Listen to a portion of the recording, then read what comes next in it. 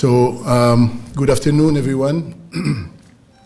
My name is Jean Moutet-Baraillé. I'm an associate professor of anthropology in the Department of Global and Sociocultural Studies, and I currently serve in my second term as director of the African and African Diaspora Studies program, and which is the unit that is organizing this event. So I'm glad to welcome you all to the sixth Chris Gray Memorial Lecture, which features this year the Professor Harold Goodwin for the lecture entitled, "What Can Tourism Contribute to Poverty Reduction in Africa?" And it promises to be interesting. This is a lecture that will be opening up the conference that we are organizing, and which is entitled Tourism and Pro-Poor Sustainable Development in Sub-Saharan Africa and the Caribbean, Comparative History and Policy Analysis. And so most of the presentations will take place tomorrow during the day in the room GL, the Green Library, room 220. So I'll interrupt my comments right now to give the microphone to our provost, Dr. Duke Watsok, who is going to give a few words of welcome to everyone. Thank you. Thank you, Jean. It's my pleasure to welcome our distinguished guests from really around the world for this conference.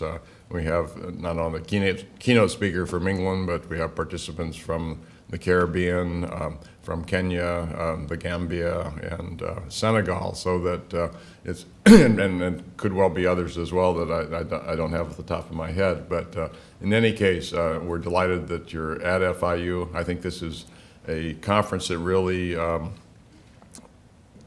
highlights what Jean has been trying to do in the last few years of expanding beyond just the African diaspora to be looking at African studies as well. And this is a very good link. Our longtime association with our colleagues from the University of West Indies has been reinvigorated with Professor Hinson being here. And so that's an additional growth, and this is just sort of a perfect intersection for celebrating these various strands that are developing here at FIU. We have a very strong program in tourism. We recognize that tourism has a great role to play in economic development, and I think it's very important that this conference and all of you are focusing on how to make sure that really benefits the people that are in the regions where the tourism is taking place, so that it is a pro-poor tourism conference. Our students have gone on study abroad programs to the Gambia, looking at tourism and globalization and traditions for the past few years. And so I think that by focusing on this, and I understand from Jean that this is probably an introductory conference with the pro-poor aspects of tourism, and that he may well be looking at future ones in issues such as roots and heritage, and also sex trafficking, so that a number of issues that are very important that this conference can kick off. Again, I welcome you all, and I know you'll have a splendid conference, and thank you for being here.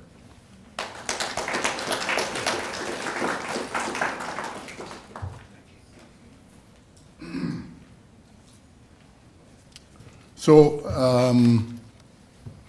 I will say a few words, about African Diaspora Studies before we begin with the program. Is that I just want to make sure that everyone understands that we are a vibrant program with exciting and cutting-edge faculty who are doing research on a variety of issues about both the African diaspora and continental Africa. And so we offer 2 undergraduate certificates, one on African Studies, one on Global Black Studies. We have a graduate certificate in African and African Diaspora Studies. We offer an MA program in African and African Diaspora Studies, which has been going on for a number of years and which is quite successful. And we developed a few years ago 3 combined MA PhD programs with AADS in collaboration with 3 departments, the Department of Global and Sociocultural Studies, which regroups the disciplines of sociology, anthropology, and geography, the Department of History, and which has a PhD program in Atlantic history, and the PhD program in international relations, which is housed in the Department of Politics and International Relations.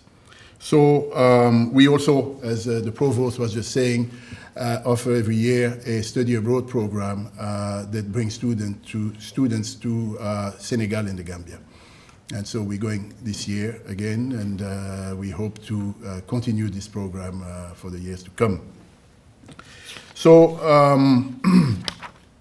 I must also say a few words about the fact that we are celebrating a colleague of ours, Chris Gray, with the holding of this memorial lecture. Chris Gray's death was a great loss for AADS. He was an active faculty in the program. Back then we were called the African New World Studies program. And it was a big loss for FIU and for African history. A sad blow for his numerous friends in the profession. And so he passed away from cancer, and his illness evolved quite rapidly a number of years ago, and almost 10 years ago. And we followed him as much as we could during this difficult period. So there is, just to let you know, there is a gazebo dedicated to him, which was dedicated to him by the person who was back then provost of the university, and whose name is Mark Rosenberg, who is now our president. And so there's the gazebo that is between DM and looking at the lake, the little lake, and the SIPA building. So if you go by there, you should see the plate that says Chris Gray Memorial. And so he was survived by Kisanga, his wife, who could not come tonight, unfortunately, and 2 sons. So he was a specialist of Gabon, and he went first as a Peace Corps volunteer. He earned his PhD at the University of Indiana, Bloomington. And his dissertation examined African concepts of space in southern Gabon and Gabonese resistance to the colonial enterprise. His publications included a book on 2 preeminent African intellectuals and scholars.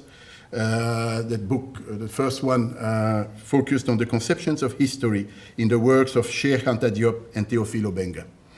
And then his book, he had a number of chapters and journal articles, but his main book was published in 2002, in fact, slightly after his passing, and it's entitled Colonial Rule and Crisis in Equatorial Africa, Southern Gabon, from 1850 to 1940. It was published by the University of Rochester.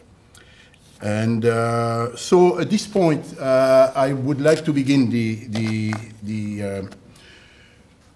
evening by introducing very briefly a film, because before the lecture by Professor Goodwin, and I will introduce Professor Goodwin after the film, we would like to show you a short film, which is between 15 and 20 minutes long, and which is called Framing the Other. It's a film that takes place in Ethiopia, and it's very well made, and it should, give us some material for thinking throughout these 3 days of the conference. And I'm sure that Professor Goodwin will find it useful to make reference to the film while he lectures. So let's see if I am able to manipulate the equipment. I don't see the gentleman, so I'm going to try to do it myself.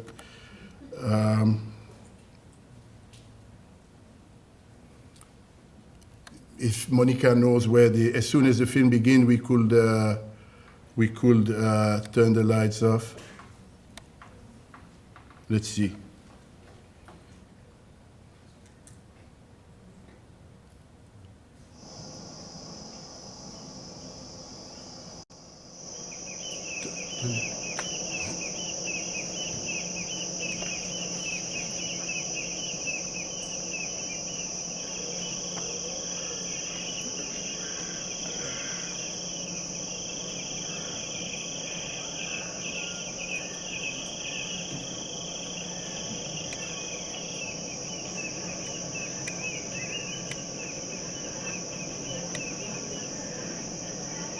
Toka be he mi hanga tanai ki mo ana ko le ko ro dilo na gi ko ba ti ni na dura na ri tale bin ina dura mu ti na tale ha ti ti bu age be he na mi hanga tanai an partu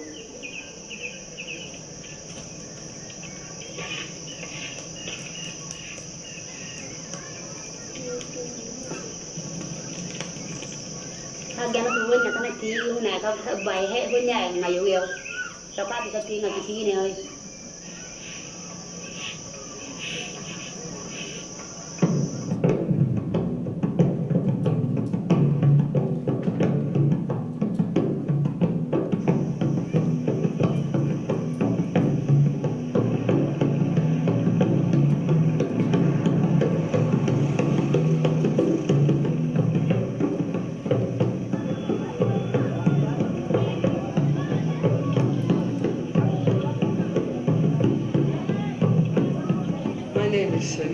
I'm an assistant midwife. I come from Holland. I think it's great to see the Mercy. I think it's very special to see the woman with the lip plates and the paintings on her body.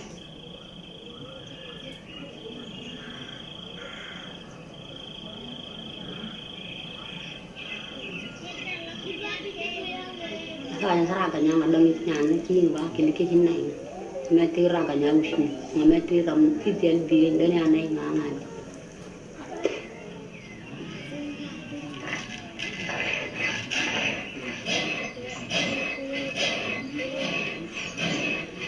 Jadi kalau kau raga nanti kau dua kali dah kan orang ni kini ngadu naron kau itu yang ni kiri watanan kuat kudu kuat. Libera kana ke kuwi nen tin na koy kine na koy man hu kuwi ne kan ni nan de libera kana koy man koy ko han kuwi nen no kan ni nan ti nga na sa ha rang ha gin ti ko na nga ko na ki ko na ma song ko ha song ai na ti libera kana ki tu ti da na ti libu el ba da na re ki aki tursi na wuli ku ne jitan ni ngani ukun ai ka tala ba ni ko loran.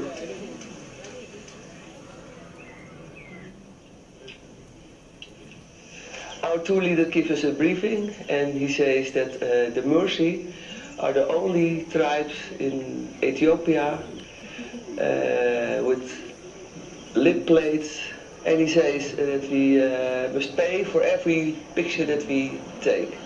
Every picture is 2 birr, and for a child 1 birr. In the past you didn't pay, but at this moment you must pay for all pictures. But I want to have the pictures, so I pay. The most I want is a picture from a woman with a big lip plate and earrings, and I like to take pictures of women with a little child, a baby, and little children are playing together, hopefully, and that kind of pictures I will take. I hope it's possible.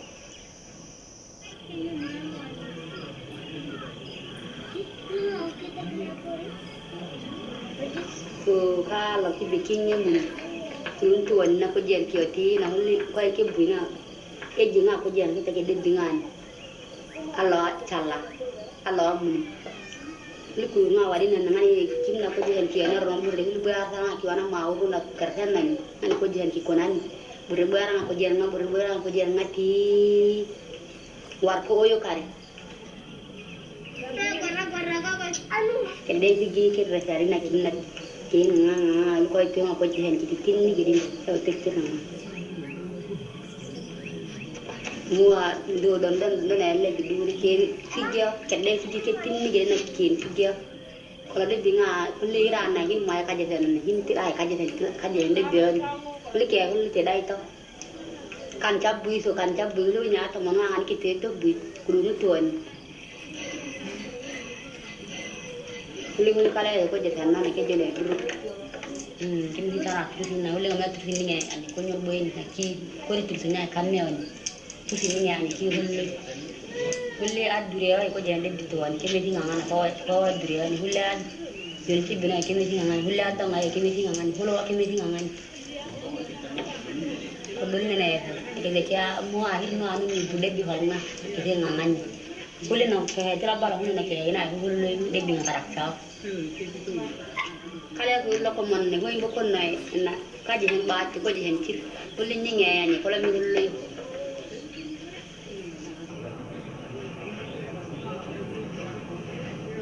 It's important for me to take pictures. When I come back in Holland, I put the pictures on the computer and then I see them bigger. And then I see what the most beautiful picture for me is. I put it in a frame on the wall.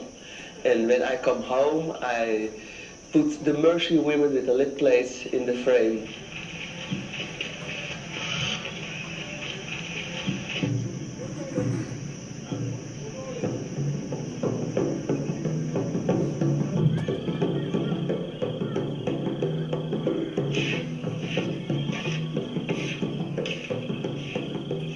Inuli karu nga mare on eja no na me karu nga uli karu nga eje ni ku buin sho huni nga eje ya de pe nga dir huna ya he hulu ya bra bale nga de dua mana ya he kata de bitu kata de binga na ya ga bitu nga nga ko kulu de dia na ya ni ku na kita na ku tiru bu ni ka ku te pura na ku de bitu ku ji ndula tu na ko nya ti na ka ku de ti di ne chi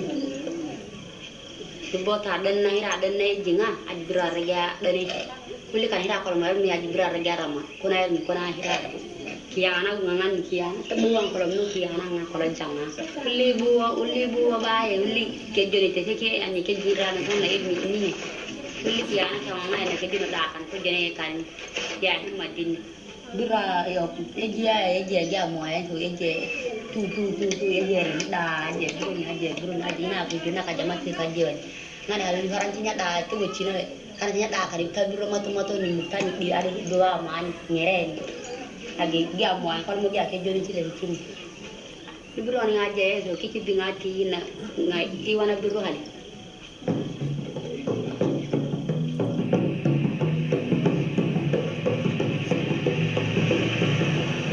My cameras are in my backpack. I'm ready to take a lot of pictures from the Mercy. I'm ready for it.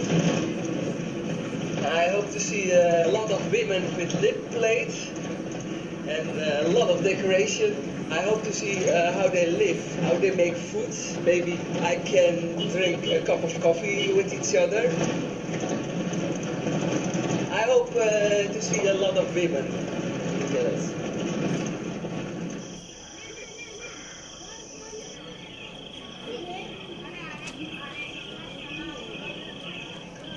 Kalau ni nak tu nak orang doa lo meh ha uji sana ci uji na to di bin ba di dalan aw ci turfiyan kita demi kina huni ko gen boya nga gen Allah meh gen boya ki me nga tane ni ko bonu na bo na kara bi di na tane le ko lo nga ha jet sa hurmu ta hi nga ha ke tiro mu dai nga hu na ka je turfiyan ka talle duru dia ba ko je tan to hun Aku tu anak hang bikin, tetapi nak bikinnya apa? Kalau mungkin orang habis bikinnya kita kali arang cina anak nanti keciri mungkin. Bagian apa bagian keciri cina ya kalau dari orang berkunjung pun tak arang cina anak keciri nggak dah, nanti keciri nggak dah kan dia bina.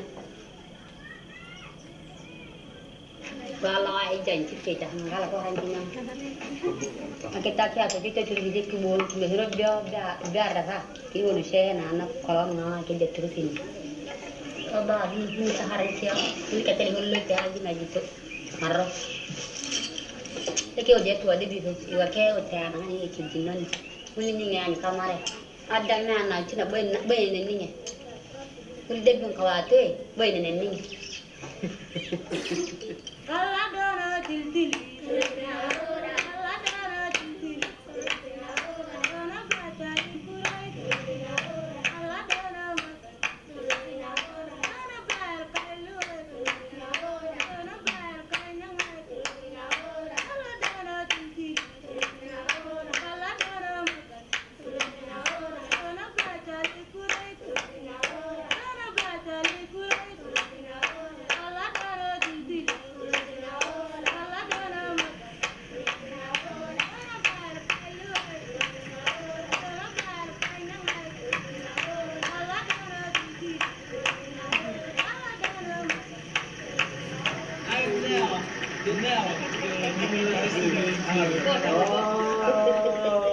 It's good.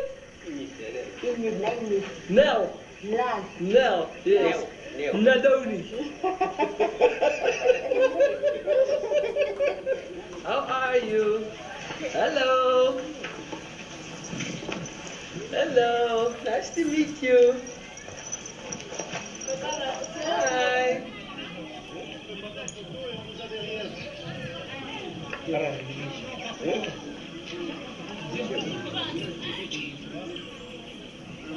I see? I look inside. Maybe a little look. Oh. Boy, nice. Nice. Are you sleeping there?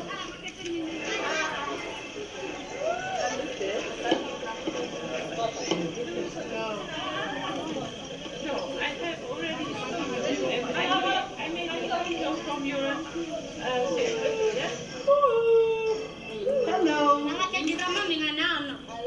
Smile to me.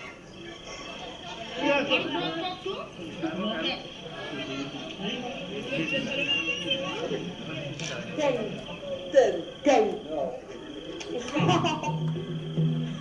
Two birds enough. 10. Yes. 20.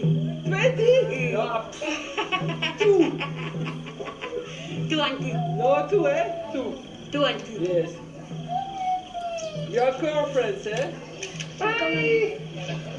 Cheese. Cheese.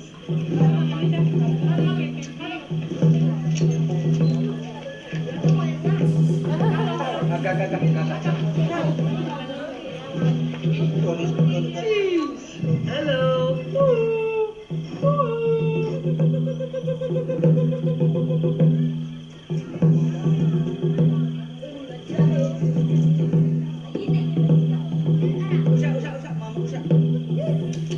One or two? Yes, you're little, eh? One? Two,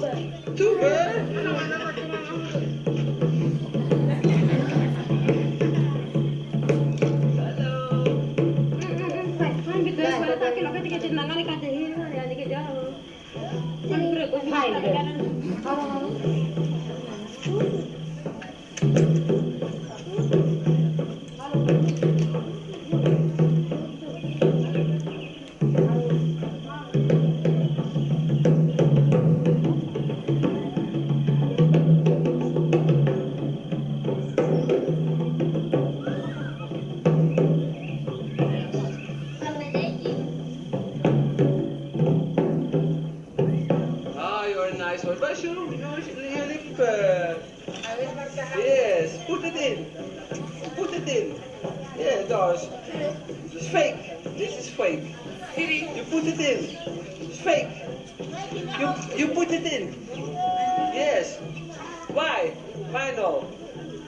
You cannot put it in. You fake. You fake. You put it in. You cannot put it in. Now, one bird, eh? That's a fake photo. 3. Okay. 2. Okay. 1. Okay. 2 birds. Thank you. What do you say? What do you say? Thank you. Thank you. Oh ja, ik wil... No, ik wil niet zo'n dingetje.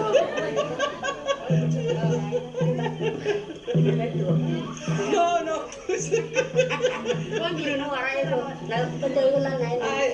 I see. How many bear? It's a very big one. Together, 7. 7. 2. We are girlfriends, eh? We meet each other so.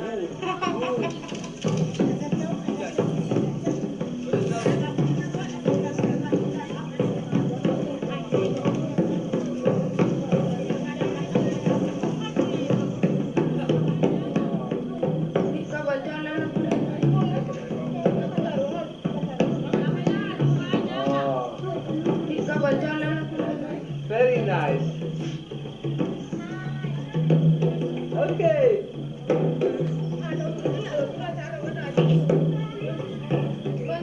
Very nice.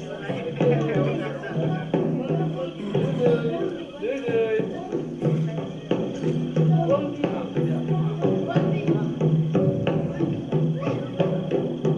Hello. You make a deal. Hallo ballon. Ja, ballonfoto. Kijk. Wij maken zaken. One. Thank you. Push on my head. Thank you. Thank you. Thank you. Wait. Oh. Was zo weit?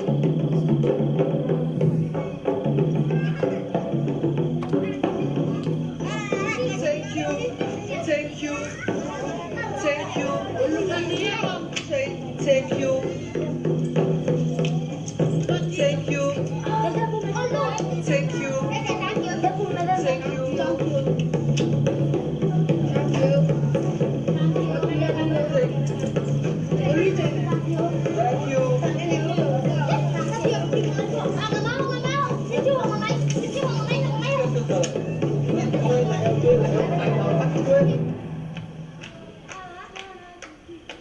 Never the mercy.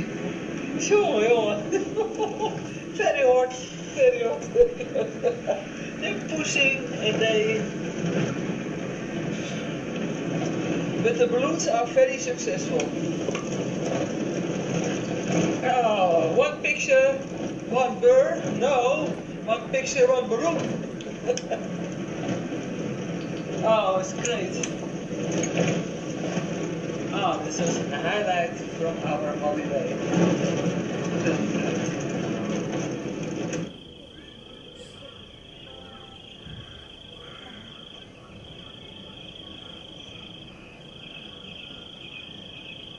Ba chalim ngana ne yona bra chara marra man ajeng ai chuang ke naka a hai ge honya ai chuang agi ba na budu mana ai kitno ngan. My head is full of emotion.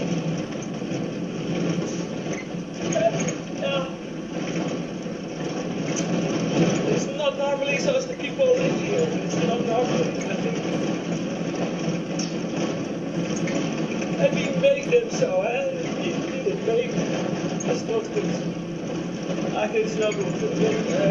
The little children see that when they growing up with only make pictures, make money, pictures make money. I think it's not good. For the future, this is no good. I think. Ani wala ga belle la honya na yo la hina ki ali mo ipum chaya ali kono na ngama te ali honna del ne no ani ko diko hiru bu ba ni ngama te la kwa ki wi na sera na ke del na khara bon se na ngani koyen ngani ngama te wana hagin ajay na no kula hi ngani boy bar ne na ne. I feel guilty about this. We can change. This has happened and they must stop tourists. They must say no more tourists in that village. At home I will say it's very heavy to go there and it's how it is. it's very difficult to make contact with people without money. Hula kuno achalli an ko ke challem na hula kuno no ay biro ci ko ramar ma hunna te ra ger ha ni ma te ko mi ke ger bira ra ger ni ko de binya raman na ke ni ko de binya raman na hali ka ko haya ha gena jana to hira na no ko jala na an ke ni ngan an kai ni hullo. The next time that I go, I take no pictures. I think I walk and I make contact with the people, and that's it. Ana hula kuno ki aji kura ma bunu me ana ki ali ki traino chani na ana de rafi ma na ku to ana ulle wa manna to kayo na ki gino nyo ngani kalle o shena kirleo ana lawa gani ki shiyon me ana hula ko lai hun na ngani ki ko lawa gani.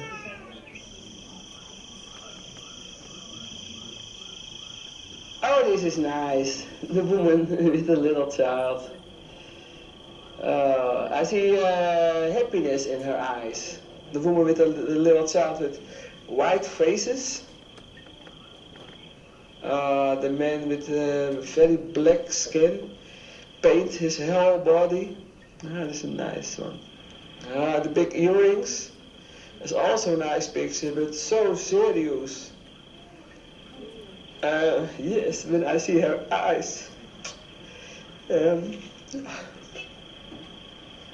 it do something with me. I'm crying again. The lady with the big lip plate, I think that's the best one. I like pictures with happiness, not sadness. I see kindness in her eyes. I think we like each other.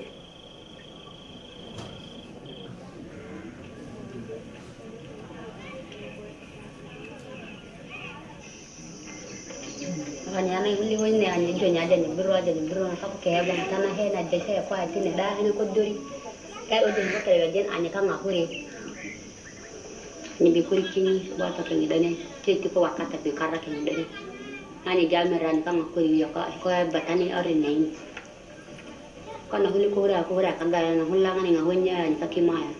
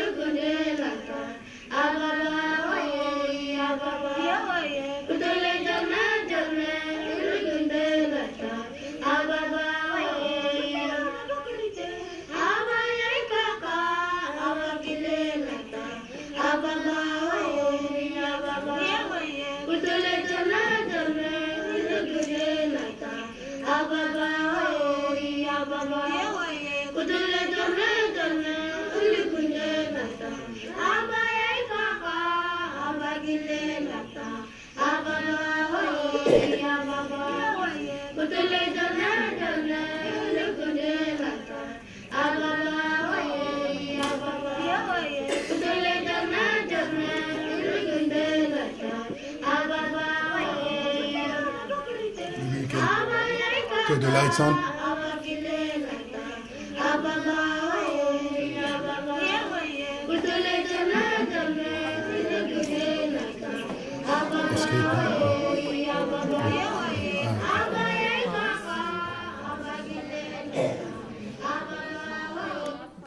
Okay. Yeah. You want to eject it? We can eject it. Yeah, later. Okay. So, thank you very much for listening. So this is obviously a film about violence, the violence of some tourist encounters, I guess. So I'll tell you that we're very grateful to the distributors of the film to have sent it to us, asking us to show it to you all free of charge. So I just want to let you know that we will make sure that the film is purchased by the library. So it should be in the library collection soon. And for those who would be interested in purchasing the film, we have some forms, order forms on the table near the door. So at this point, I'm going to introduce tonight's speaker, Professor Harold Goodwin, who is going to deliver the 6th Chris Gray Memorial Lecture. Harold Goodwin is Professor of Responsible Tourism Management in the International Center for Research in Events, Tourism and Hospitality at Leeds Metropolitan University in the UK. He's a director of the International Center for Responsible Tourism. For the last decade, he has been at the forefront of efforts to make tourism more responsible, working with tour operators in the UK as an originating market and with communities and governments in destinations around the world. He has pioneered work on tourism and poverty reduction. He wrote the original paper on tourism and poverty elimination for Britain's Department for International Development and was a founder member of the Pro-Poor to Tourism Partnership. He has worked in the Gambia on the implementation of pro-poor tourism initiatives, undertaken evaluations for the government of the Netherlands pro-poor tourism programs, and provided training and consultancy studies for the UN agency, World Tourism Organization, the UNWTO, and the World Bank. He drafted the Cape Town Declaration and co-chaired the conference in 2002. He advises ABTA, which is the UK's leading travel association, the International Tourism Partnership, and UNEP, the United Nations Environment Programme. So I'll ask you to join me in welcoming Professor Goodwin at the podium.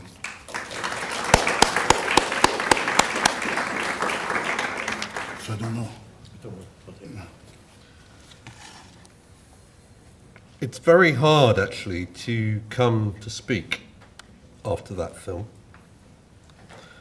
It reminds us, I hope, how unpleasant some aspects of tourism are. And it's difficult, really, to know what to say after a film like that. I find no pleasure in watching it. I also wonder whether the tourism is the only form of exploitation that we just saw. The making of those kinds of films raises their own ethical issues. And I certainly will want to talk to the filmmakers about the terms upon which that film was made and the purpose for which it was made. But leaving aside the filmmakers, tourists really aren't very nice, are they? There we go. It's a great honour to have been invited here to give the Chris Gray Memorial Lecture. I wanted to remind us of this from Sir Isaac Newton, standing on the shoulders of giants. Academics often forget that the contribution that they make to knowledge is at best marginal. It's always built upon the efforts of others. And I think it's incumbent on us to recognise, and particularly upon me to recognise, the contribution which has come to my knowledge and my learning from the many people I've worked with around the world on pro-poor tourism, some of whom are in the room today. It's also important, I think, to recognise that I wouldn't be here if it were not for Chris Gray, and that it's a great honour for me to have been asked to give the Chris Gray Memorial Lecture this year. It seems to me important, particularly as I get older, to recognise the contribution which previous scholars have made, and that none of us start with a clean sheet. We all build on the efforts of others, and we should remember that and celebrate it. What I'm going to do this evening, really very quickly, and perhaps at too much pace, but this is being recorded both by me and on video. It will be available afterwards.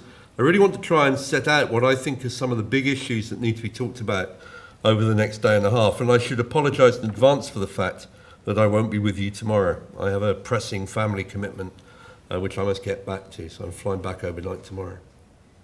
But I want to talk about the ambiguous legacy of tourism and development, and talk about tourism and development in theory, talk a bit about the emergence of pro-poor tourism, talk about the pitfalls and what I think has been a missed opportunity over the last 10 years. I want to look at a couple of case studies. I want to look at what I think are the prerequisites for success, or at least some of them, and I want to end really by setting out what I think is the research agenda, given the focus of the conference over the next day and a half. Now, we've just seen an incredibly powerful example of what the problem is. And I think there's great merit in the social anthropological critique of tourism. I accept much of it. But it isn't the focus of this lecture. And I do want to focus on the benefits of tourism, but I do not think we should forget the many negative impacts, particularly the socio-cultural negative impacts, and also to recognise that the neo-colonialist critiques of tourism are very powerful. I once had never know how I feel about this, but I came out, I'd been to see an elderly lady, and she wouldn't have minded that description. She was a lady well into her 70s, who was beginning to open up a restaurant in Langa in Cape Town. And as I came out with her and shook her hand to say goodbye, a tour coach came by, and the people were standing at the windows looking down, taking photographs, and she turned to me and she said, "You know, they treat us like animals." And I thought that really does sum it up. And I'm afraid that's what I was reminded of by that film. And I'm not sure that the filmmaker's hands are completely clean in that either. Tourism is not the only cause of those social changes, but it is an important one. I came to tourism because I wanted to use it to make better places for people to live in, and better places for people to visit second. My interest in tourism has always been about how it can be used to make better places. Tourism is, after all, a social activity. That tourism takes place in that way because of the way the tourists behave. The tourists generate the kind of tourism that we see, and we're either revolted by it or we celebrate it. But it seems to me that we all have a responsibility to do the right thing and to make a difference. And the filmmakers are very clever in bringing that out in the response of the Dutch woman talking about what she'd just been through. But I'll bet she'll be back there taking her photographs the next opportunity she gets to go and see the other. So, what about the legacy? I use this photograph from the front of Leslie Francis's book a lot because it sums up what the problem is about tourism. A tourist is, by definition, somebody with leisure, and therefore wealth, because they can take time off. They have leisure, and they have the means to travel. They are inevitably wealthier than most of the people that they go to visit. DFID frequently tell me we don't do tourism. And one of the reasons they don't do it, I think, is that they don't like the juxtaposition that there is between the wealth and leisure of the tourists with the poverty of the people that we try to help through pro-poor tourism. That juxtaposition is uncomfortable. And I felt very uncomfortable, as I know Adama did, watching that movie. The other thing I'd say is that tourism is not a noble industry. I once made the mistake, in a way, of going back to DFID, having just been doing some work in Zimbabwe, and talking about the fact that I'd just come across 20 young women who had got jobs in a new lodge at Mahenya, in the southern part of Zimbabwe, and who now had full-time salaried employment. And the problem was they were working as chambermaids. And for them, that was a fantastic job. Yeah, it beat the hell out of going and collecting water every day or hoeing the fields in the midday sun.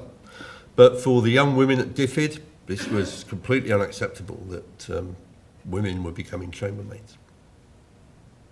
The big social issue in that village was that those young women were now earning more in a month than their fathers would earn in a year.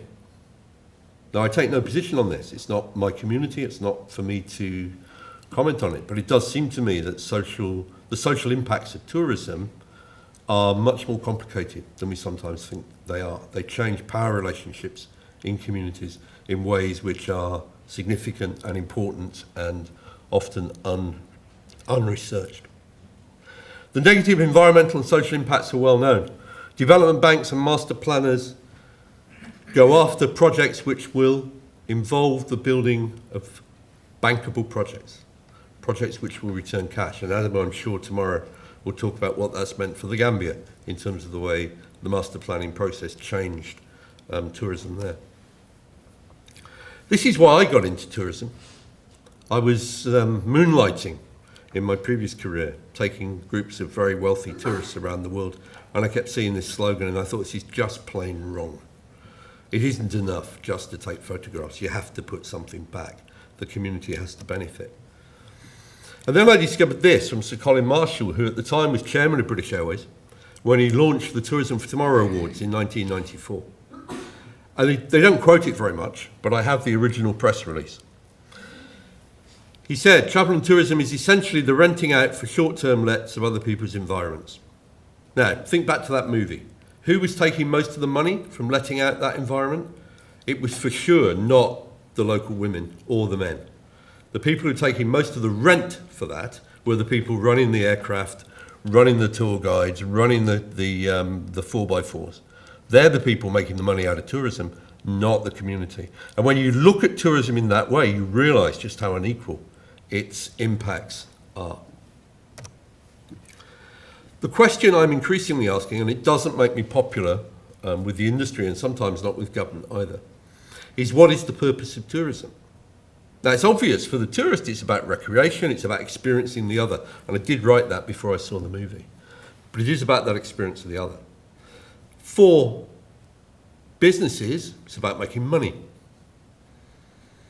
But in a way, that's just exploitative, isn't it? I think what we have to be saying is that really we should be using tourism to make better places for people to live in, to create prosperity, to create thriving destinations where people are pleased to live, but where people are also pleased to visit. A good place to live and work, employment, taxes, facilities.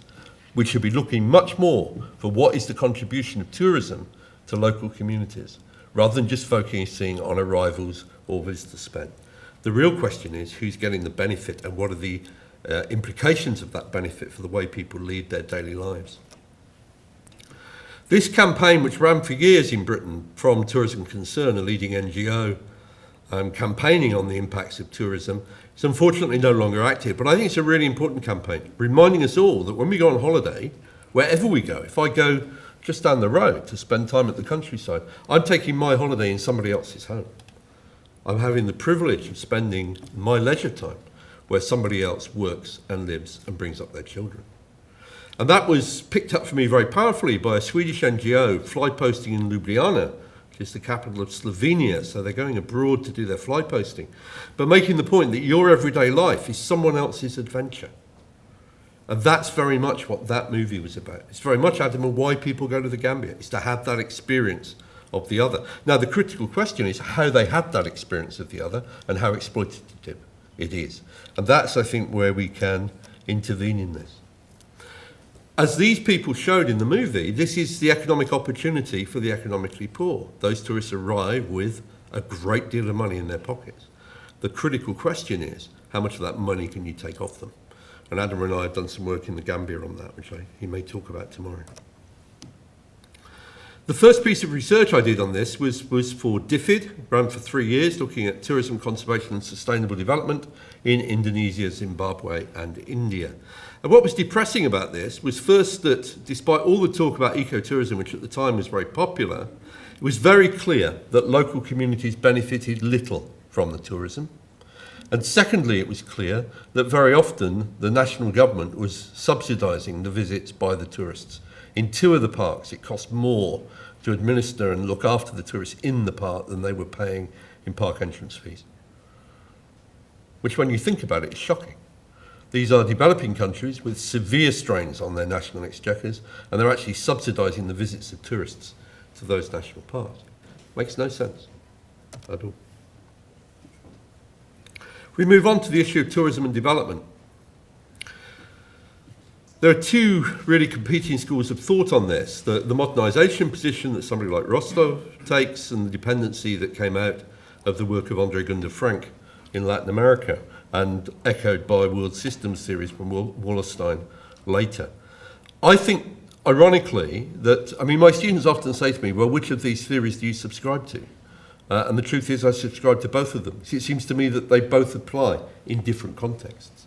And it comes back to that basic point that I want to reiterate during this lecture, that actually tourism is what we make of it, and we can make tourism work in either of these ways. It's a choice that we have in the way in which we construct tourism and the way in which we operate it.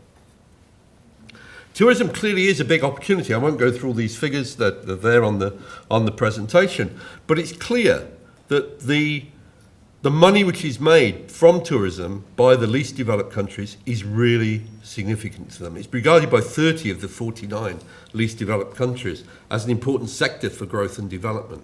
And it's either the biggest or the leading for a large number of those LDCs. It also has the benefit that it creates employment, especially for women, youth, and the rural poor. It's also true, if you look at the work of UNCTAD on LDCs, that if you look at the people who graduated from it, Botswana and Cape Verde and Maldives, tourism has been an important part of the reason why those three least developed countries managed to escape and cease to be. Samoa is expected to leave that group in 2014, and again, tourism will be a part of that. Vanuatu and Bhutan are the next ones on the list, and again, tourism is a significant part of those economies. So tourism has been, and I think will continue to be, a benefit to least developed countries in terms of their opportunity to escape LDC status. I love that quote from Pliny. There's always something new from Africa. One of the big differences between my generation and my students, who are mainly in their 30s and early 40s, is the sense of where is the most exotic and interesting place to go and visit. And for my students, it's nearly always the Southeast Asia, Indochina area. They're fascinated by the cultural diversity. And yet Africa is the world's most diverse, most culturally and biologically diverse continent. The report on the left was done by some people I worked with subsequently on the Tourism Conservation and Sustainable Development project. They wrote a paper back in 1998 for the development charities in the UK saying you made Africa boring. And Africa was made boring for that generation of people by the pictures of war and poverty and by the inability of the mass media, particularly in the UK and Europe, to portray and to reveal the diversity of Africa. It's been lost. And I think it's a big responsibility for my generation and future generations to bring back an understanding of the importance of the diversity and the rich cultural heritage of Africa and the African diaspora. A lot of unrealised potential in Africa. They have 5.6% of the world's international arrivals, and that only nets 3.2% of receipts. Only a very few countries, Egypt, South Africa, Morocco and Tunisia, make it into the top 50 worldwide destinations for international arrivals. The macro problem, I think, was pulled out by Christian Crompton in a paper for the World Bank, an important paper in 2001, when they said that tourism must generate economic benefits for a broad spectrum of the population, and that including people in decision-making and preserving the resource base were fundamental. And they made what I think is a really important point for the conference, which is that what you need to do is to integrate tourism into the overall planning of the country. It's no good planning tourism separately from the rest of the country. You've got to do integrated planning between tourism if you're going to make those linkages happen. And it's really only through the linkages that you can bring the economic development. And Adama, I'm sure, tomorrow will talk about the work they've done on the Gambian Is Good initiative, which was about integrating agricultural production with tourism. But one of the problems, if you look at this as a political scientist, is you've got a very fragmented industry. In general, large numbers of small and medium-sized enterprises. There's a lack of strong domestic lobbies for tourism. On the other hand, they face powerful local national interests, the role of the airlines, for example, in securing and preventing access, air access, the monopolies, which make it very difficult for people to get tourists into some destinations. The Gambia suffers from that, as does South Africa, a number of other destinations. And then on top of that, you've got the problem of elite capture, where particular families will capture most of the value of tourism, particularly a problem with cruise tourism, but not only with cruise. Tourism, I would argue, has certain advantages for development. The ones on the left are the things which matter to national governments. The ones on the right are things which probably matter most to local people: employment, additional livelihoods, the additional local market that the women demonstrated in that movie, and of course the infrastructure that comes with tourism, particularly roads and telecoms. But there's three things I'd want to pick out in particular. The first is that tourism is less subject to protectionist barriers than some other export industries. There are no tariffs put up against tourism, except ironically by the destination countries themselves, when they put in high visa charges. That's effectively a tariff barrier against the industry. Caribbean, of course, has suffered very much from air passenger duty, from APD, and the tax which the British government has been brought in based upon the distance of the flight travel from London to the capital city, which means it's cheaper to go to Hawaii in terms of the tax than it is to go to the Caribbean, which is crazy when you think about it. But in the main, the barriers are not there for tourism. The second advantage is that the consumer travels to the factory. They pay their own airfare to get there. And of course, when they get there, there's discretionary spend. And the work that we did in the Gambia revealed that the average British tourist was spending somewhere around £24 a day outside of the hotels, outside in the local economy, and that of that, a third, £8 a day, £8 per tourist day was being spent in ways which ended up with the informal sector, the local economy. That adds up to a significant sum, many millions of pounds a year going directly from British tourists to local people. The third thing I'd point to is the low barriers to entry, and you see I put a plus and a minus against that. It's positive because it's relatively easy for people to get into selling craft or guiding, but it's negative because there's always an oversupply of people wanting to sell the services, and of course that oversupply causes the price to be reduced. So although it's a positive thing in terms of enabling access, it is a source of a lot of conflict and also of reduced prices for the goods and services which people are trying to sell because the barriers to entry are low. Okay, the third part of what I wanted to talk about really was the emergence of pro-poor tourism. And here I wanted to acknowledge that much of the work we did in the early days, the three of us did together, Caroline Ashley, myself and Dilys Rowe. Dilys has moved on to work on tourism and poverty reduction around national parks. She's gone back to her conservation roots. Caroline has moved on to work with small businesses and business development. And I'm the only one really who's carrying on working on tourism. It's been a lonely time. But that first paper, which I put on the right-hand side there, really came as a result of Claire Short coming in as Secretary of State for the new Department for International Development.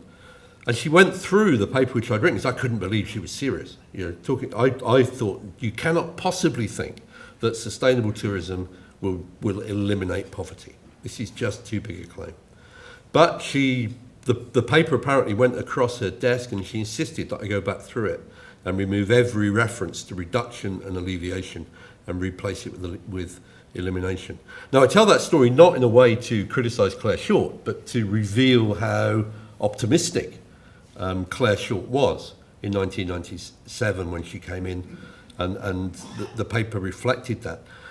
2 years later, or a year later after that, of the 1998 paper, DFID took it to CSD 7 in New York, a paper on tourism and poverty elimination. There it is again, untapped potential.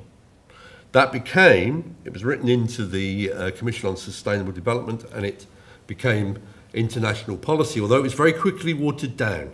UNWTO, when they published in 2002, talked about poverty alleviation. The elimination word was very quickly dropped. So what is pro-poor tourism? It's an approach to tourism development and management which is applicable to government and the private sector. It's an approach to tourism development and management. It's not a product.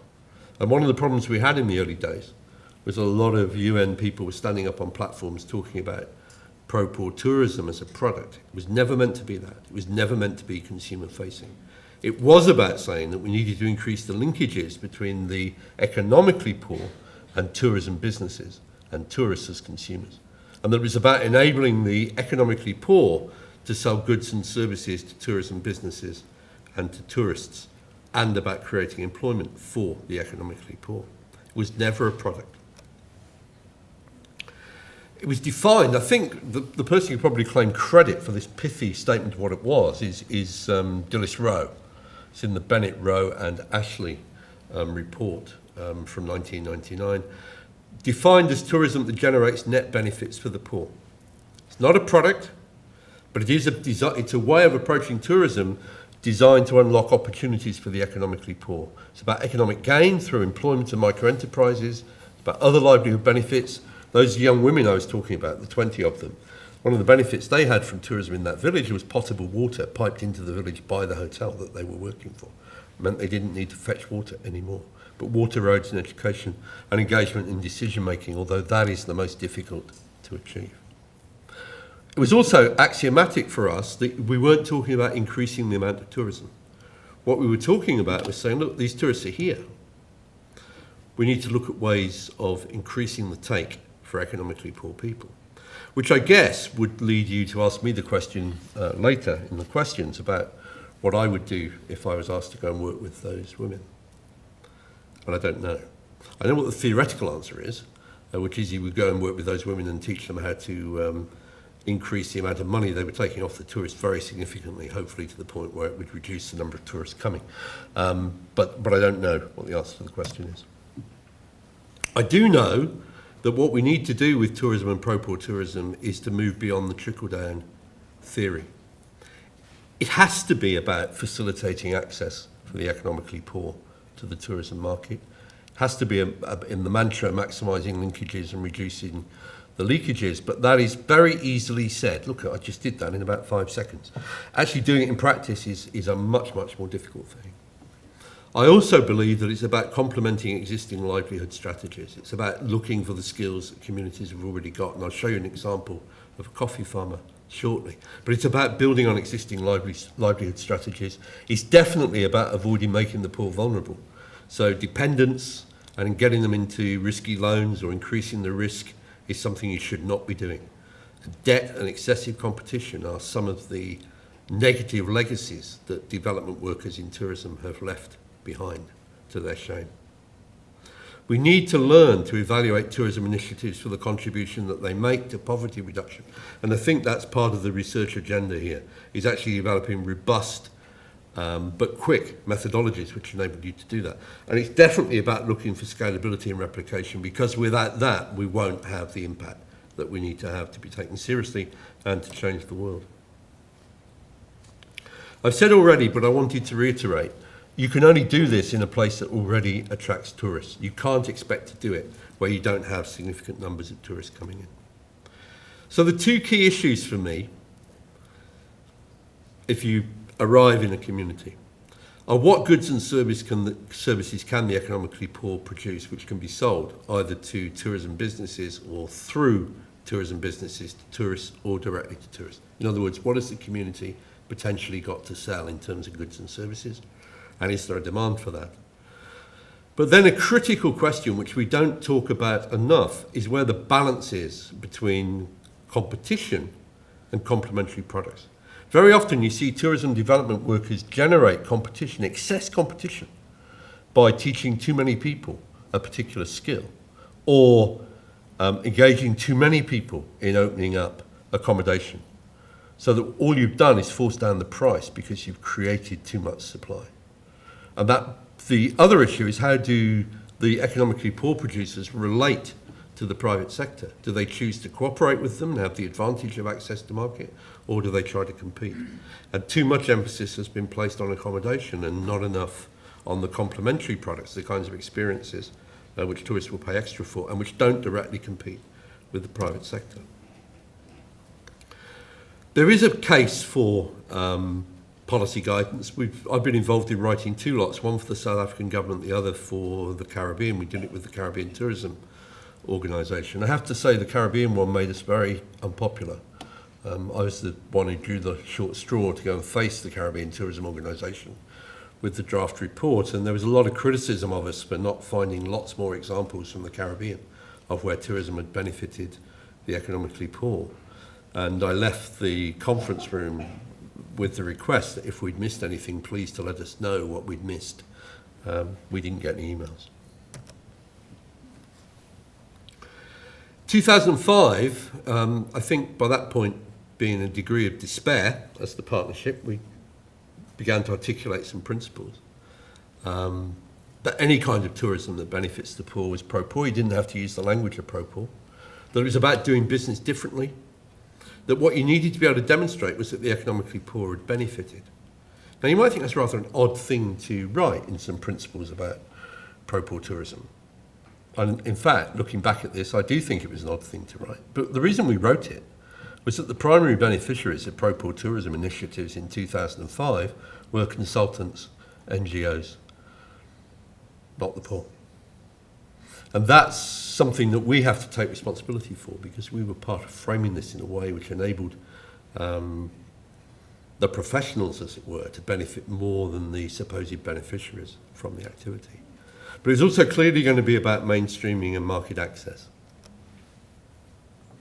The other problem that we ran into was that we had used the language of pro-poor because of the discourse which was current then in the late 90s and the early 2000s of pro-poor growth.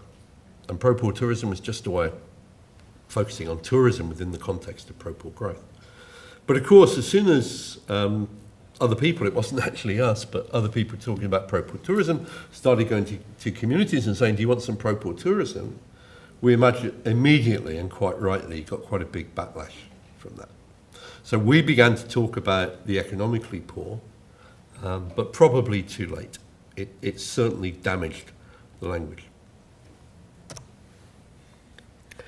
Okay, other pitfalls, a missed opportunity. These 4 points are not ones I share with you with any pleasure. Quite the opposite. There have been far more failures than there have been successes. I've done 2 major sets of evaluations, both as it happens for the Dutch government. It's amongst the most depressing work I've ever done. You look at the hundreds of thousands of dollars which have been spent and the small demonstrable benefit to the economically poor, and you can't but be embarrassed. And as ever with evaluations written under confidentiality agreements, which means I can't even use the results. But I can talk in general about what I found. Far too little evidence of interventions which deliver. And often, and I say this with no pleasure, but because I think it needs to be said, that the main beneficiaries have been the consultants, whether they've been development agencies, private sector, academics, NGOs or charities. Nobody is without a stain on them for this. It has been a characteristic of work in the field, and it's been a missed opportunity. The unintended consequences have been the ones I've seen, and there'll be many that I've not seen. Indebtedness, which I've seen left behind in Quaylap in Peru and Razua in Nepal. Elite capture, which the case study that was written up for us about Tropic Ecuador demonstrates. Denying the value of the time of the poor. I remember looking at an example where the economically poor had been taught to make pizza, which would have been fine, except they didn't have any raw materials in that valley from which you might make pizza, and they didn't have any tourists to whom to sell the pizza. But it was a big success because the requisite number of training days had been delivered. So it fulfilled the criteria of the donor, but it just really abused the time of the economically poor who'd sat in the classrooms while they were taught this. And incredibly, I've seen a training manual used with tea houses on the trekking route into Nepal, which I kid you not, contained training on how to do silver service in the tea houses on the way to Everest. I mean, it's hard to credit that these things can happen. But the bigger problem, the one that really lies behind this, is that the focus has been on inputs and outputs. You know, what has the development agency said you can spend, and have you spent it in the way you said you would? Has become the main way that these projects have been evaluated. Whereas what we really need to focus on is what are the outcomes, what are the impacts, and what have the beneficiaries got out of it. And I think that, John, is where the research agenda needs to go. There's been very little of that kind of research. Pro-Poor tourism, from my perspective, looking back on it now, was sidetracked. It was captured by the ecotourism and CBT, the community-based tourism practitioners, the inheritors of that tradition which goes back to the integrated conservation and development projects of the 80s.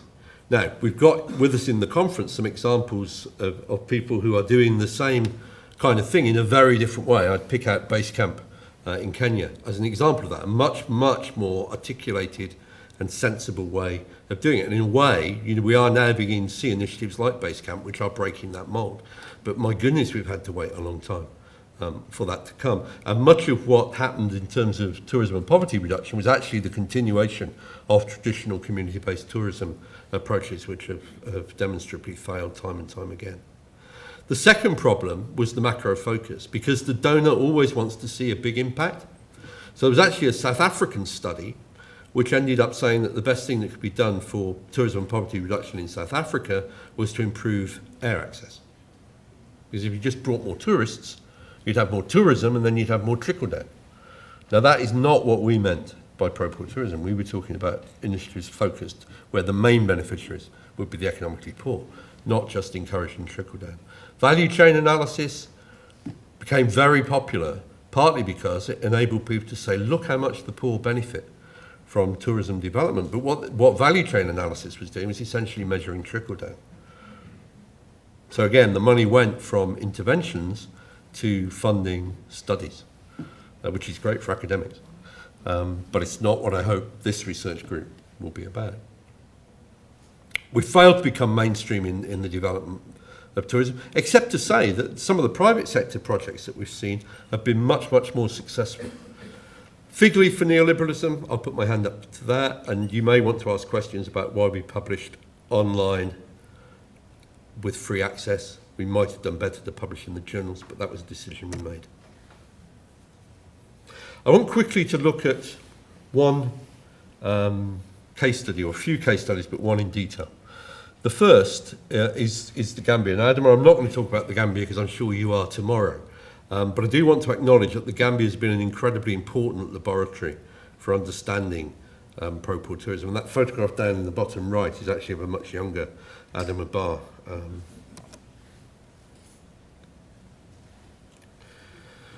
Royal Livingston Hotel, current project being run by PricewaterhouseCoopers with business investment facility from DFID, running in the Zambia. Interestingly, no mention on the website of this project, but they are working with 400 smallholder organic farm projects. They are running worm farms. They are beginning to transform the local economy through the supply chain. But look what they say on one of the leaflets. Having a hand massage and sipping on a cocktail is not something to feel guilty about. It's quite possible that the person holding your hand was once a street child. The barman might have a similar background. The fruit will be locally grown. You can see how some of the larger companies are beginning to use this kind of language and approach. Kahawa Shamba was a project I was asked to evaluate for the Dutch government. To be honest, it was the only successful project that I evaluated in something like 2 years, primarily working on evaluation projects. So I'm very passionate about this. I'm also incredibly jealous. I wish I'd done this project because it's one of the best I've ever seen. Essentially, it's a coffee tour run Monday afternoons, 10 Monday afternoons a year, by coffee farmers on the slopes of Kilimanjaro. And it's an experience of going around a coffee farm with the farmer. The project was done by Harry Bockholt, who's still around doing similar kinds of projects. Coffee cooperative. Before he even went to visit the coffee cooperative, he'd already sorted out that there was a supply and that there was a market.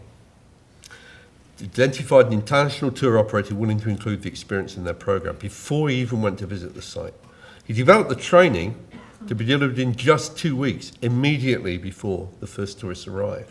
So they minimised the waste of time for the local community. There was full monitoring of the impacts from the outset, and I'll show you the results of that in a minute. It's experimentation. The chairman had them sat in, the chairman of the coffee cooperative had people sat in rows. The farmers then discovered that people wanted to go straight to the fields. The product evolved because the community had been empowered to evolve the product. Only 3 months of ratings. They stopped rating it after that because it was getting full marks from every tourist who went there. And they started to grow coffee seedlings. And you can see from these photographs the kind of pleasure that people get from being there with the coffee farmer processing the coffee. This woman wouldn't give up the stick. She's very selfish. And similarly, this guy doing the roasting. The tourists get very much into this. It's a very good experience. But this is very different from what we were seeing just now. This is a different way of doing the same kind of thing, and it's far less exploitative because it's about people engaging as equals. Most of the conversation that was going on in this slide was actually about taking the kids to school and football. Yeah, it was about what people had in common, not what they had that was different between them. And tourists are looking for those common things. Not going to look at this in detail with you, take a look at the slides, but basically what it shows is in the first 6 months, they grossed $10,000 worth of sales. And we can see here, because they kept the records, we can see who the beneficiaries were, and we can see the total net individual earnings from that. If you look at this in cost-benefit terms, from a community perspective, it's a small investment in training and the use of communal land for the camp. It's an existing cooperative, so they've got a strong structure. It's a high volume, high margin, low capital intensive intervention. They're not going to build anything for this, apart from a block of toilets. The return on the investment was that they got a third of the cost back in the first 6 months of operation. Now, most people would regard that as a good rate of return. What are then the prerequisites for success? Why was that so successful? Well, the first, I think, was there was low investment, so there was no debt. The community was not landed with debt. There was strong governance. Very important that it was done through the coffee cooperatives, and all of Harrow's work has been with cooperatives on fruit and coffee and tea projects. Been very successful in pursuing that. It also happened to have a consultant who knew what he was doing, which is a lot rarer than you might think. The demand, the location, and the supply matching was done very carefully. It was done adjacent to the airport where people arrived. This was people's first experience as they arrived in Tanzania off the flights. It's their first experience of Tanzania and one of the highlights of the holiday. So great for the tour operator. They've got a half day when they've got nothing else they can do with them before they go to the hotel in the evening. It's a perfect first experience.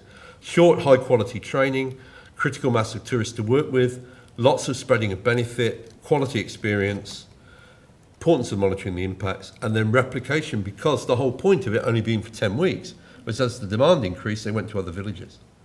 So no village became dependent on the tourism.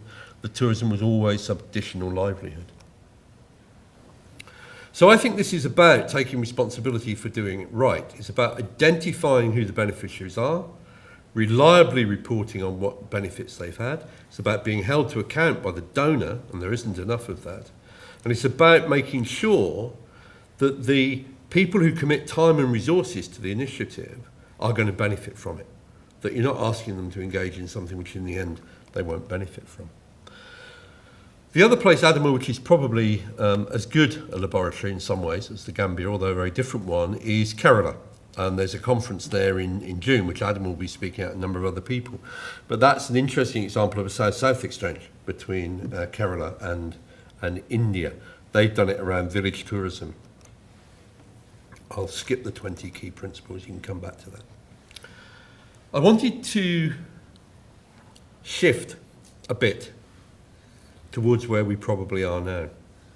And I'm grateful, Jean, to you for encouraging me to have another look at this, because to be honest, I've become very jaded about tourism and poverty reduction. But there's some good signs out there that this might be a very good time to relaunch work on this. The first is that the UNCTAD Secretariat, in a paper in January, recognised the importance of tourism. They've recognised, again, the problems, and you can see them clearly identified on the right-hand side in particular, but the link between tourism, economic progress and poverty reduction isn't automatic. They say it's about creating employment, it's about linkages, and it's about infrastructure. And it's a very well-developed paper, and the references in the notes to this PowerPoint slide about that. And this is the agenda which they've identified. Now, on the one hand, I'm very optimistic about this,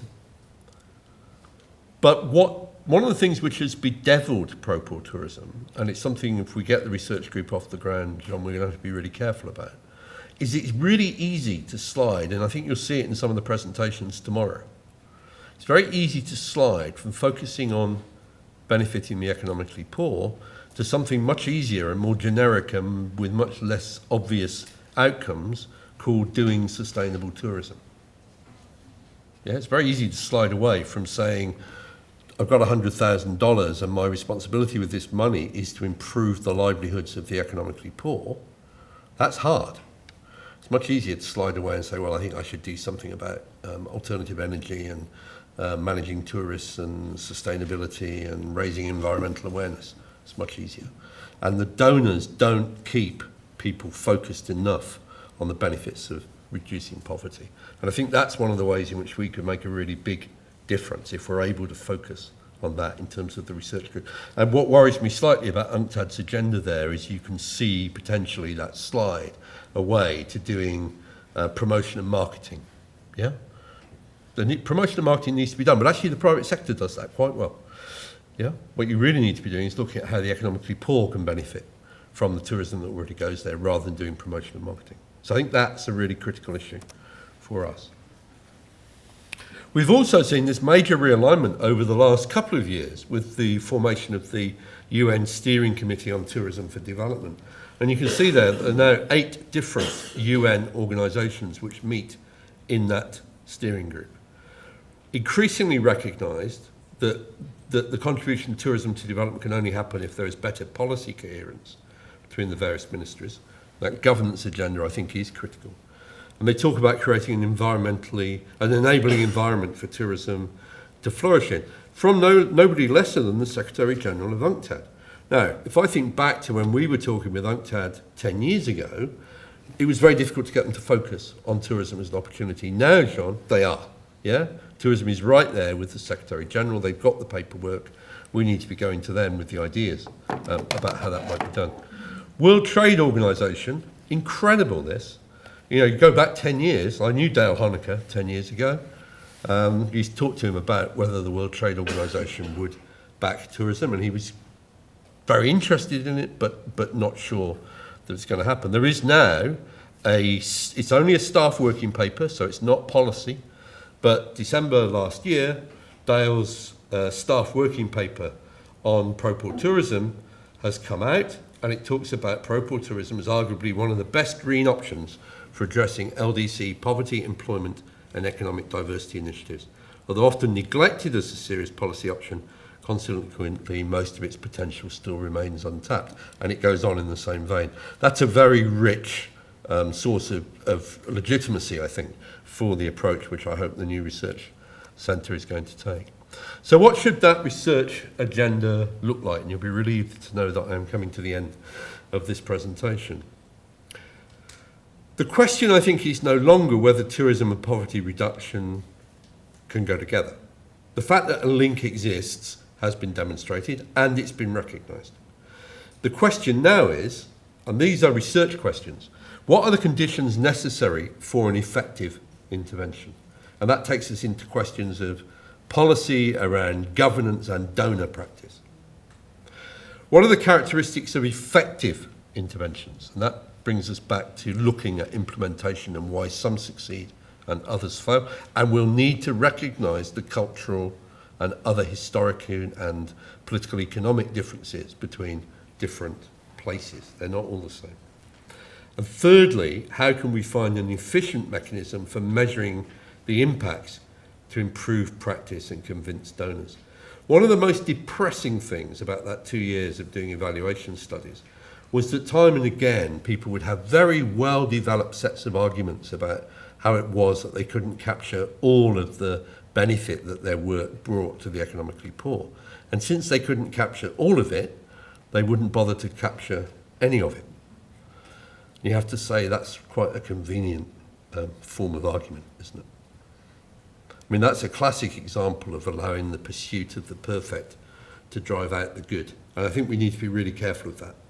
It matters merely that we can show that it was a good investment, not that we can show that we've captured every last bit of the economic benefit from a particular policy initiative. So I think what I'd be talking about and arguing for is action research. It is difficult to get research underway alongside implementation, but we have done it. I've shown you one example, which I didn't do, Harry Bockholt's example from Tanzania. Adam will probably talk about the one he and I did together in the Gambia, where we could show real economic benefit for economically poor people. And one of the things I liked best about the work Adam and I did together was that the local communities did much of the research themselves. They collected that data, which was quite empowering for them. There are lots, I mean, if there are any graduate students here, or even bright undergraduate students, there are lots of private sector examples out there which need to be researched. We see a lot through the Responsible Tourism Awards that we run every year. There are lots of good examples. They haven't been researched. They haven't been written up. And we need to do a lot more work on tourism discretionary expenditure. Adam and I did a bit of really quick but interesting research, asking people at the airport how much money they were taking away that they'd intended to spend. And we found I think it was 30% of people had spent every penny they brought to the Gambia. Well done, the Gambia. They'd taken it all off them. Well done. But the depressing thing was that the other 70% were taking away on average £30 a head. Not so well done, the Gambia, because really that money needed to get spent in the Gambia as well. But that's very easy research to do. We just haven't done enough of it in terms of looking at the way in which people spend money. I really am very nearly at the end. I wanted to perhaps cause some controversy. I don't have a problem about all-inclusive tourism. I don't think all-inclusive tourism is necessarily bad. I like to irritate NGOs particularly by pointing out that safaris, luxury hotels, camps and cruises are nearly all all-inclusives. There's a real downer on traditional working class all-inclusive resorts. But what I'd want to say to you is it isn't the form of the tourism that we should worry about, it's the impacts. If you take an all-inclusive which is selling locally produced food, using local entertainment, only selling locally produced alcohol, whether that's beers or spirits. And if the product is locally owned, then the economic benefits of that will be massive, whether or not it's an all-inclusive product. And if you take the traditional African safari that everybody approves of, my goodness, the tourists are locked up in an African safari experience. They'll be drinking foreign-produced beer, foreign-produced spirits, often foreign-produced food. And almost nothing will be going to the local community. I think we need to get a lot more grown up about thinking about what the impacts are. It's a research question. It's not a matter of principle. Where are the case studies? I was once challenged at World Travel Market. A very irate young woman stood up at the back and pointed at me, which people don't do very often. She was furious. Because she was accusing me of keeping secret all these wonderful examples of pro-poor tourism which people were talking about around the world. And I had to say to her, at the time I only knew of 2. I now know of 6. Now, if you ask me how that feels when you initiated this stuff in 1998, and we're, 15 years on, we've still got 6 examples, it's impossible to be anything but ashamed of the lack of serious research that's been done in this field. Really very little. That's the book. Thanks for your time. And that's a good backdrop while you ask questions. Thank you.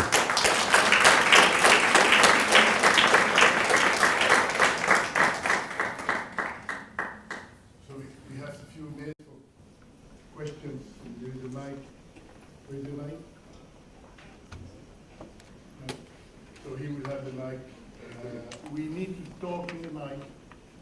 so that what I'm doing is not good, in fact, because we are recording what's going on today, and our voices, the mics are connected to the camera. So please talk to the mic.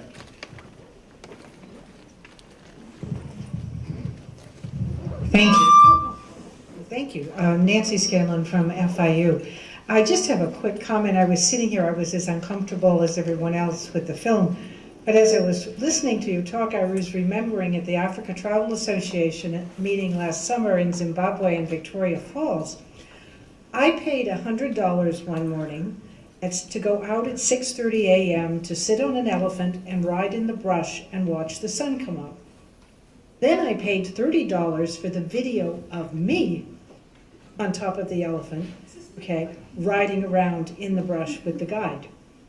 And I was sort of looking at that, and would you say that's a sort of reversal? For ages, I'm not going to answer that directly, but for ages, and I've talked with Adam about this, I really wanted to get a bunch of cameras to give to local people to take photographs of the tourists. Because that's what we were robbed of in that film. There was a little bit of it. But to actually have the local people taking photographs of the tourists. I've started doing it in Trafalgar Square when the Japanese tourists want to take a photograph of me. I say, fine, but then I get my camera out and say, I want one of you. And it's really disconcerting for them because they're not wanting to be they don't want to be objectified. But I think, there are lots of ways in which we can make those interactions between local communities and tourists much more productive. I mean, Ida in the Gambia takes people into her home, charges a lot of money for it, she made a lot of money, she's now employing people to teach them to cook Gambian food and teaches the women how to dress in Gambian dress.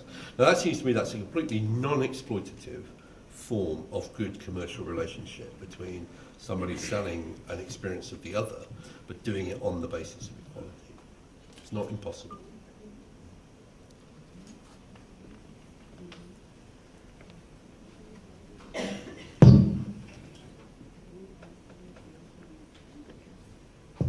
Thank you very much. My name is Kweku Boachi from the University of Cape Coast, Ghana. And Prof, thank you. From your speech, I'm hearing three things. I'm hearing volume, I'm hearing power, and I'm hearing capacity. Now, my question to you is, often you would realize that the trickle-down effect that you alluded to really doesn't get to the poor people. Yep. Now, in the case of your success stories, how did it get to them? How was their capacity built? And how were the power dynamics neutralized so that the poor people could benefit from tourism? Thank you. Okay. There's no short answer to that, so I can't answer your question fully, but it's a really important question. If you take the Gambia example, the problem there was that the small-scale producers have been essentially locked out of the industry by a number of different kinds of barriers. And what we did was to sit down with those producer groups and say, what are the barriers which are stopping you selling your products? And then we worked to remove, Adama in particular, worked to remove as many of those as we could. And we didn't remove all of them.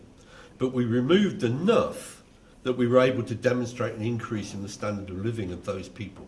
So one of the reasons that we were successful was the total focus on a defined group of beneficiaries. And there were whole groups of beneficiaries that we failed with. I asked Adama over a glass of wine later about the taxi drivers. The main reason Adama has gone grey was because of the taxi drivers. I mean, you won't necessarily always be successful, but it is that focus on particular beneficiary groups, which I would argue is vital. And the other one, which I think we don't do enough on, and I nearly used the slide from China. I mean, the most poverty-stricken community I've ever visited was in China, at Lugu Lake. And there's a UNWTO master study of how they're going to create a resort there. And then you've got the most abject poverty. I mean, poverty of a sort that I've not seen outside of refugee camps. And you just know that that group of people is never going to get employment in the resort because the distance between them in terms of their level of development and what is required for the resort is too large. But in Lugu Lake, you also saw a matriarchy where every family had developed its own beautiful lodge. and was successfully selling tourism. And I think the difficulty with answering your question is that it's a question of where we focus, and there is no easy generic answer to your question. It is about dealing with the specifics in each case. Yeah, I'm happy to talk to you more about it, but it's difficult to answer that very good question briefly and generically. It's because it's all about the detail.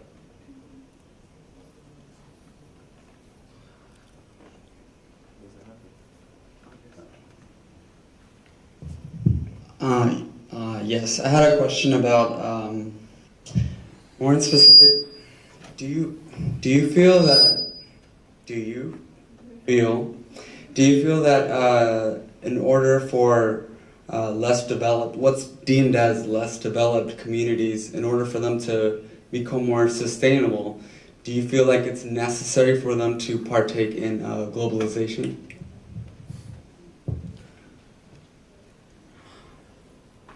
It's an interesting question to ask somebody from Britain. First country to become post-industrial, first country to have serious industrial heritage tourism. You know, it isn't obvious to me that development is a continuous process at all.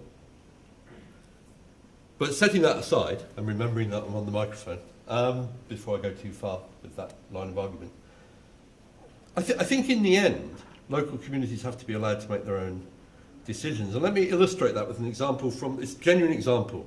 I was working in Palawan, the last frontier of the Philippines, the place where there's still forestry. And there were a group of people called the Batak, who I suspect no longer really exist. Under massive pressure, both from lowland Filipinos coming in to buy up land, being pushed up the hills. They were originally fishermen, but being pushed away from the sea, from the coast. And I discovered that the tourists were going hunting for these people because they had the misfortune to wear loincloths, which is their culture. But of course, the tourism industry described them as G-strings, and people couldn't resist going to get photographs of people wearing G-strings. So immense amount of pressure. But I worked out that I could actually, because I was having to write the plan for the national park, I could make it illegal to enter the national park from their side of the boundary, which would mean the tourists, if they went there, would be unlawfully there. And I thought, that's great, I can do something about this. So I asked the NGO that worked with the Batak if I could meet with them. And he said, no, you're polluting. I thought, well, I'm not planning to have sex with them, I just want to sit down and have a meeting. And then I asked him, I said, how do you talk to the Batak? He said, oh, it's easy. I have a radio show every Saturday morning. Nancy, your mouth's open. Sorry, I have a radio show every Saturday morning and I talk to them. I thought, my goodness, that's a one-way conversation, isn't it? Over the radio. But of course what that revealed was that those Batak are, of course, part of popular culture in the same way. And, you know, there are now very few communities which are cut off from, there are some in South America particularly, but most communities have got quite a lot of engagement with popular culture. They've all seen Dallas. They probably believe that the streets of Miami are paved with gold, just as they believe the streets of London are. But we all know it's not quite as simple as that, and that not everybody in Miami or London or New York has a high standard of living. But of course what they see through popular culture is the high standard of living. So I think it's really difficult. And in the end, I think the principle of self-determination is one that I would want to stick with, as I do with young people. You know, it doesn't necessarily mean it's a good thing, but it's an important principle to me. But it is a question, in the end, that's a question about your own principles. And there obviously are social anthropologists who would argue that communities should be left alone and that they should be allowed to continue to develop their cultures untouched by people from outside. But it seems to me that's a very artificial situation. I mean, last one of the really amusing ones for me is always when people complain about the Kenyan tour guides who disappear behind the boulder to take off their Levi's and put on their traditional clothing, as though this is some terrible sin which is being committed by the tour guides. And I have to remind people that I've never seen a beefeater from the Tower of London going home on the tube in their full costume.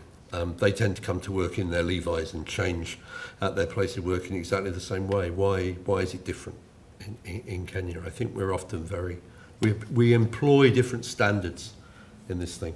I think we have to be very careful of hypocrisy. In it. Please.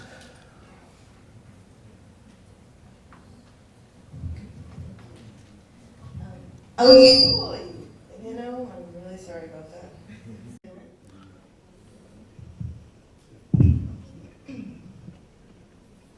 I'll hold it at a distance. What can be done to encourage tourists to tip more generously, or pay more for what they're actually consuming when they go, or search for ways to help the local economy? I mean, what are some strategies that could be implemented in terms of the tourism industry to educate tourists before they travel? Are there options? Are there any possibilities? I would say that we've had some success with that in the UK, both generically because of the campaigning work by groups like Tourism Concern, the campaign that I was part of in the mid-90s with Voluntary Service Overseas. We produced a leaflet and we had a competition in schools basically saying, it's a much better experience for you if you go and buy your souvenirs in a local market at a local stall rather than buy them from the hotel shop. Now, the hoteliers don't like that very much, but the tourist does because it's a better experience for them. And we need to be conveying those messages. Our journalists are now conveying those messages much more when they write about travel and tourism. If you look at the Gambia as an example, Gambian Experience, which is a specialist operator, only does 2 destinations, Gambia is one of them. They now give their tourists a lot of information about projects they can go and see, a paper recycling project where they can go and purchase souvenirs to take home. And it all actually improves the quality of the experience for the tourists. So it's not that difficult to engage with the industry in that way. And I think the travel media have a lot of responsibility, but so do governments, Unfortunately, if you look at London, I once brought, just to take it away from the developing world, I used to bring in groups from abroad, and one of the groups I brought in was a group of Polish apple growers, quite soon after the wall had come down, early 90s. And I asked them what they wanted to see, and to my absolute horror, the 3 things they wanted to see was the Trocadero Centre, which is just a shopping mall.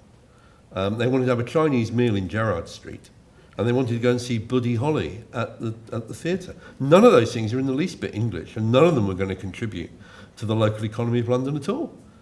It isn't just a problem for the developing world. Those images of what people have as being the local experience are something where we could be fighting back in tourism across a much broader agenda, arguing for local economic development.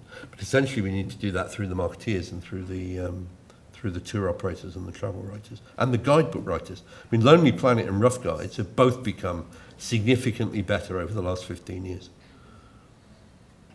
But there's loads more work to do.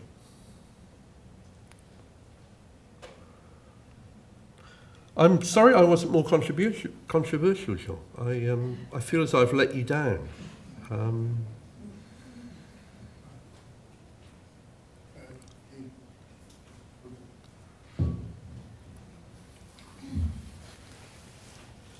My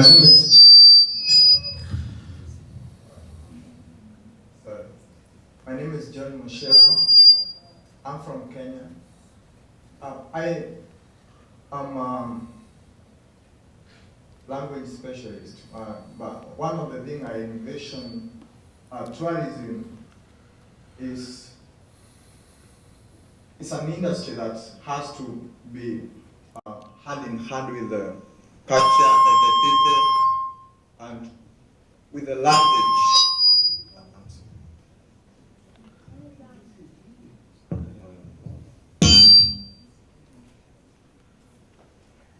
Do you want to, excuse me, do you want to just come out and speak from here, then we'll hear the question in the...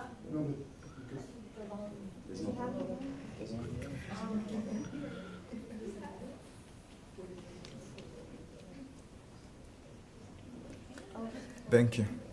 Yeah, I'm John Mushela. I'm from Kenya. I've key witness of what tourism can do in the development of people in Africa, especially. I've been trying to work with the American students as a language instructor for Swahili, and trying to make them understand the culture of Africa and the language. And once I move with them about the culture and making them to know what happens there, because most of the people don't know what happens in Africa.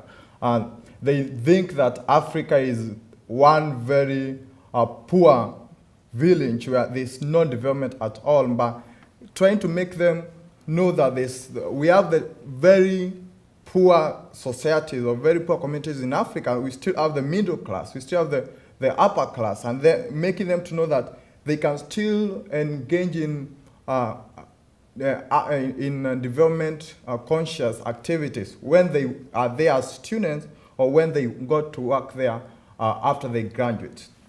And so after teaching a number of 3 of my students, I invited them, after making them to love the language and the culture, which is Swahili language, I invited them to go for tourism in Kenya.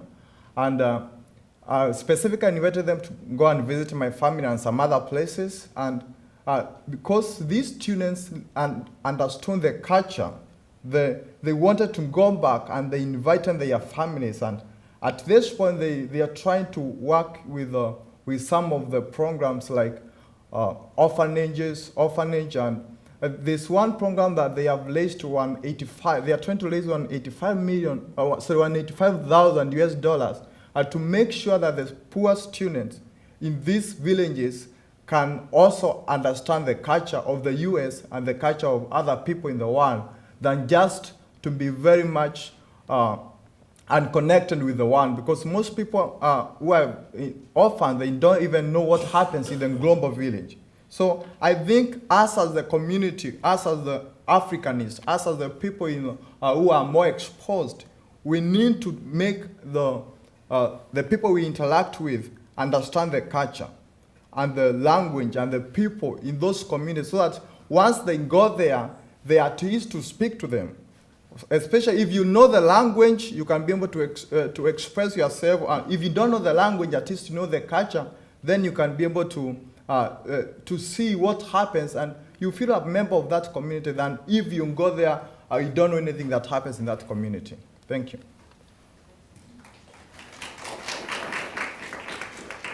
I agree very much with that, and I think Krippendorf, who's really the father of responsible tourism, made the point very well that when we travel, we all have the opportunity either to build up human understanding and the connections between people, or to destroy them. And it seems to me that what we saw in the video is an example largely of that relationship being missed and probably destroyed in terms of the relationship between the two groups. But if you do it right, and there are tour operators who do it right, there are individuals who do it right, there's a massive opportunity to create understanding between people. But it comes back to the detail of how it's done. It's not that travel is necessarily a good or a bad thing. It's a question of how you do it. And it comes back to it being a social activity. And we construct that in different ways. And I think universities, teachers like yourself, have a big impact on the way in which people understand. The mass media do too. I mean, this image of Africa, which is what I was talking about when I said you made Africa boring, it's shocking what the mass media have done to people's image of Africa. I mean, Africa's contributed a bit, but mainly it's been the way in which Africa has been understood. And I think there's a lot to be said for a kind of renaissance of interest in Africa, particularly because people are missing what for me is still the world's most fascinating continent by a very long way.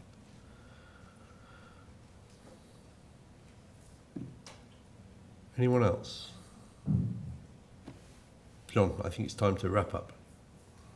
So, if no one has any more questions, we could end up here. We will pursue the conference, as I said. In the opening, we'll have a whole day of paper presentations tomorrow, and in the room GL220. And I would invite you to, if you don't have to leave right away, and particularly the conference participants, to a small receptions that we have scheduled here in the back. And so it has been a pleasure to have one of the, I think I'm going to stop there, but one of the, world-renowned specialists of responsible tourism with us to open up the conference. And let's just thank him one more time for